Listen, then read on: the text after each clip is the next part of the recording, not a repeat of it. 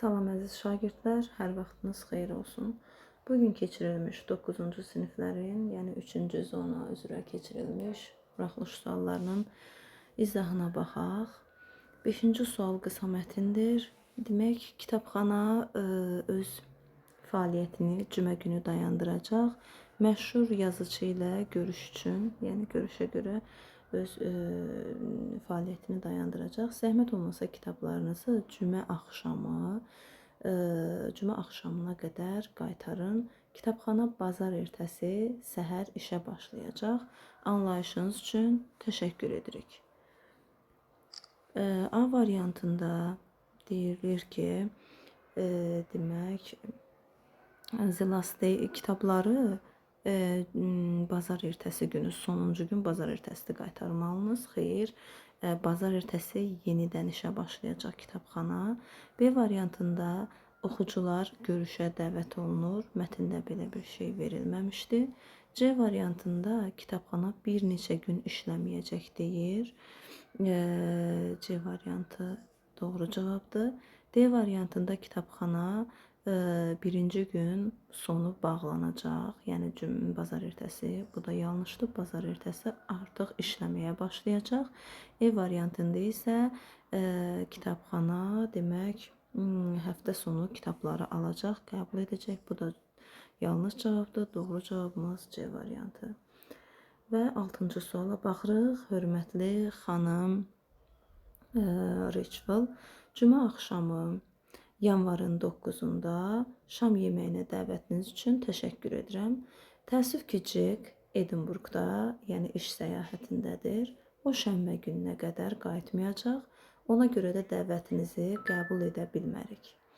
Əminəm ki, o da sizinlə şam yeməyinin qaçırdığı üçün mənim qədər üzgündür. Hörmətlə, Elizabeth Brown. A variantında Elizabeth Brown, yəni adətən short tekstlərdə mətni kim yazıb, yəni teksti kim yazıb və kimə yazıb, buna diqqət yetirmək lazımdır. Görürük ki, mətni yazan Elizabeth Brown'dur və yazan və yazılana diqqət etmək lazımdır. A variantında deyir Elizabeth Edinburghdadır. Xeyr, Edinburghda Jack idi. Baxırıq ki, Jack Edinburghdaydı. Bunun üçün yanlışdır. B variantında xanım Rachel istəyir ki, yəni dəyişsin yeməyin vaxtını. Yanlışdır bu da. C variantında xanım Rachel qəbul edir şam yeməyi dəvətini. Xeyr, əslində o dəvət etmişdi. D variantında Jack qəbul edir şam yeməyinin dəvətini. Yəni Jack əslində burada deyildi. Bunun üçün qəbul edə bilmirdi. Edinburghda iş səyahətində idi. Y variantında Elizabeth Brown üzr istəyir ki, bu dəvəti qəbul edə bilməyəcək. Cavabımız E variantı. 7-ci suala baxırıq. Əziz Jane, ümid edirəm ki, işlərin qaydasındadır. Ötən həftə sonu ailəmlə birlikdə mən muzeyə getdim. Hava günəşli idi. Ona görə də oradan parka getdik və piknik etdik. Oyunlar oynadıq, şəkillər çəkdirdik. Axşam evin yaxınlığındakı kiçik bir kafedə pizza yedik. Bəs sən? Demək, did you something fun? Keçən həftə sonunu əyləncəli keçirdinmi, əyləncəli nəsə etdinmi? Xoş arzularla Oscar. Yenə də kimə yazılıb? Jane-ə yazılıb. Kim yazıb? Oscar yazıb. A variantında deyir ki, Oscar Jane-ə həftə sonunu necə keçirdiyini təsvir edir. Bu doğrudur. B variantında Oscar Jane-i pizza yeməyə dəvət edir. Xeyr, yanlışdır. C variantında Oscar Jane-ə şəkillərini göndərir, ailə şəkillərini. Yanlışdır. D variantında Jane Oscar'la görüşəcək muzeydə birlikdə. Bu da yanlışdır. E variantında isə Jane Oscar'ı ailəsi ilə piknikə dəvət edir, görüşməyə, daha doğrusu görüşür. Bu da yanlışdır. Cavabımız A variantı. Və növbəti demək mətnimizə baxırıq, uzun mətnimizə. Öncə mətni oxuyaq. Şimali Amerikada illərdir ki, bəzi insanlar Bigfoot kimi tanınan qəribə bir meymuna bənzər bir məxluq gördüklərini bildirirlər. Bigfootun çox hündür və nəhəng olduğuna inanırlar. Onun qəhvəyi saçları var və insan kimi iki ayağı üzərində gəzir. Alimlər iddia edirlər ki, Bigfoot gerçək deyil, lakin Bigfootu görən insanlar onun həqiqətən mövcud olduğuna inanırlar. Bigfootun hekayəsi 1958-ci ildə Kaliforniyada bir inşaatçı yerdə böyük və sirli ayaq izləri tapdıqda başlayır. Yəni bundan sonra başlayır.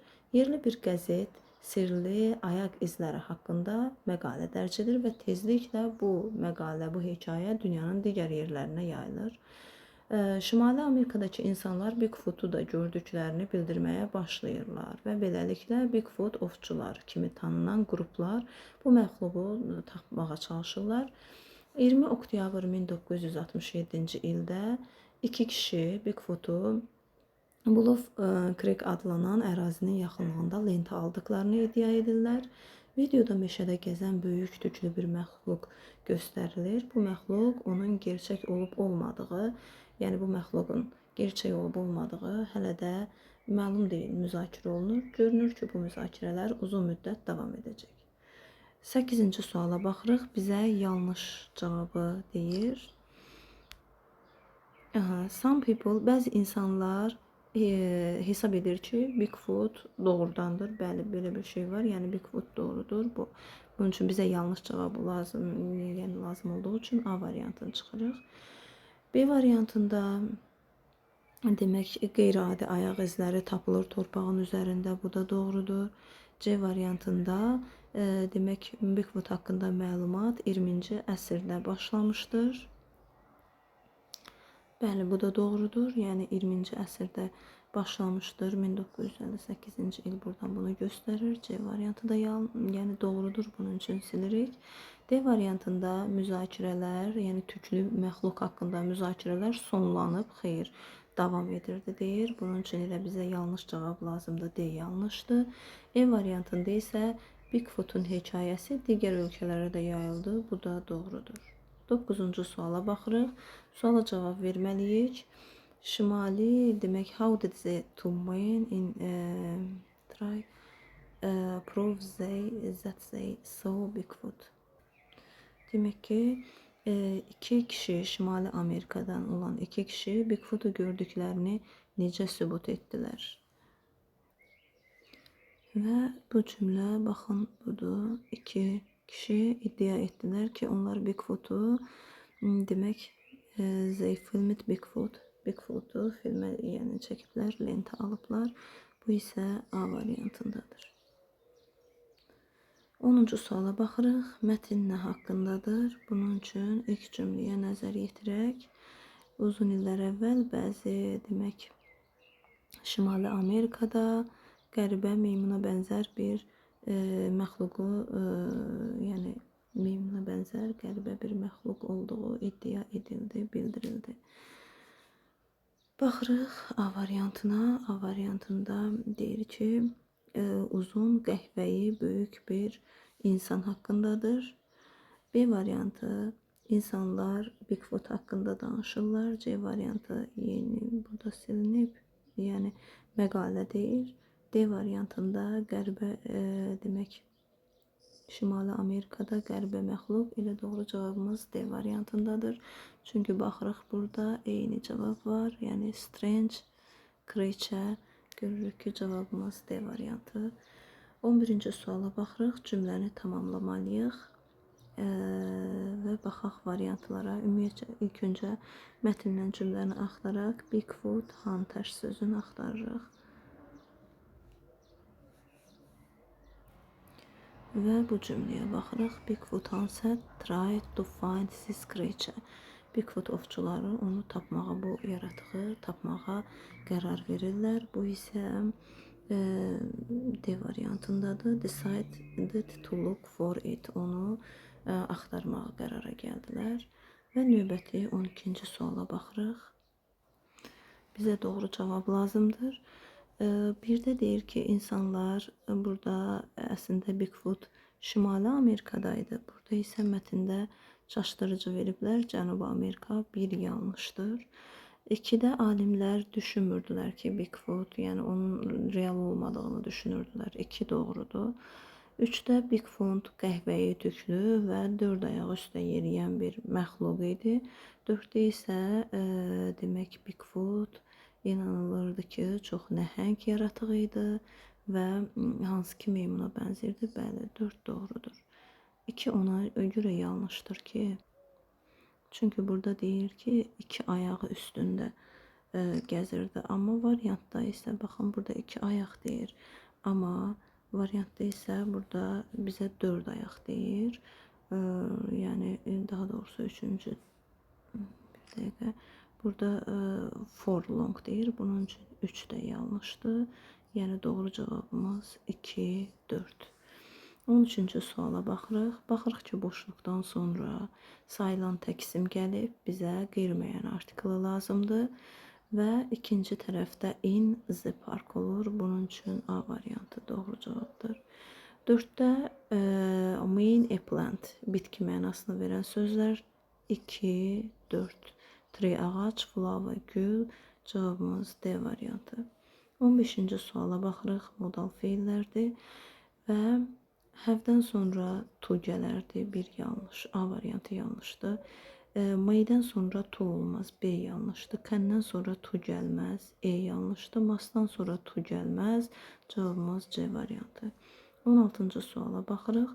Cümlə inkar cümləsidir və bir cümlədə iki inkarlıq olmaz. Bunun üçün inkar variantları çıxırıq.